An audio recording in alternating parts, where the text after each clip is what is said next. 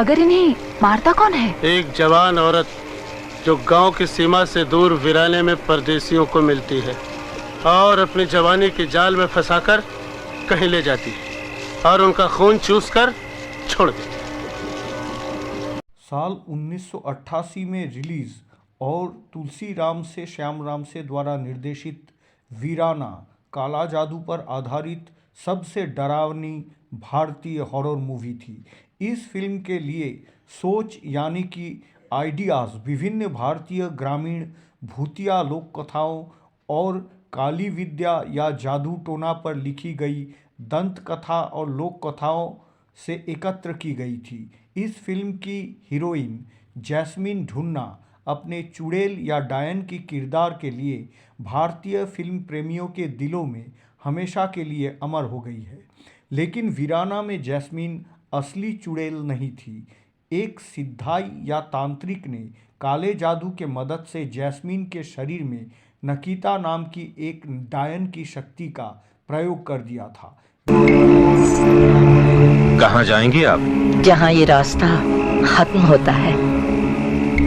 लेकिन यहाँ तो चारों तरफ वीराना है। इस वीराने में एक हवेली भी है। वीराना के जंगल में वो चुड़ैल शाम के ढलती हुई उजाले और अंधेरे में किसी भटकते हुए राहगीर की इंतजार करती थी।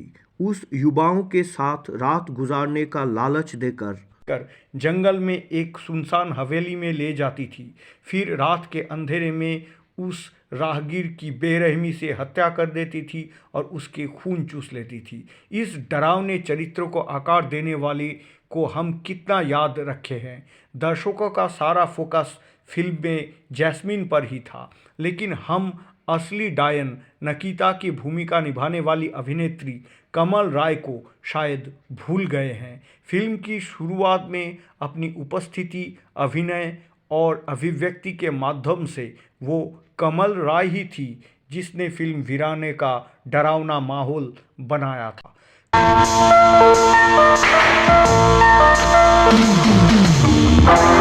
इस हवेली में अकेली रहती हैं आप? अगर आप चाहें तो इस हवेली में आज की रात गुजार सकते हैं। कमल रॉय ने 70 के दशक में राज कपूर की सुपरहिट फिल्म बॉबी से फिल्मी दुनिया में कदम रखा था।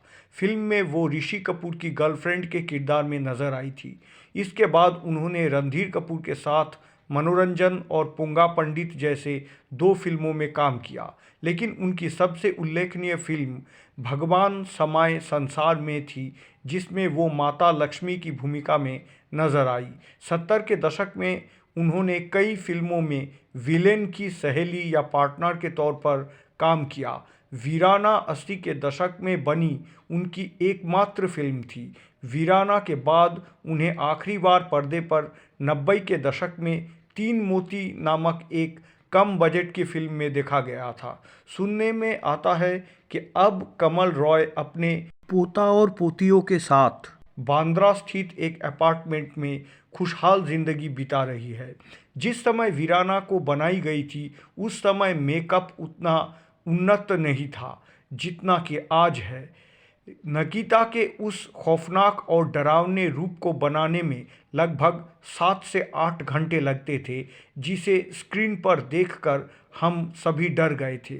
सुनने में आया है कि मेकअप करने के बाद खुद कमल आईने में अपना बदसूरत और खौफनाक चेहरे को देखकर डर के मारे चीख पड़ी थी। वो बाद में वीराना के प्रोजेक्ट से खुद को बाहर निकालना भी चाहते थे। उन्होंने बताया था कि रात में उन्हें बुरे सपने में चुड़ैल का भयानक चेहरा दिखाई देता है।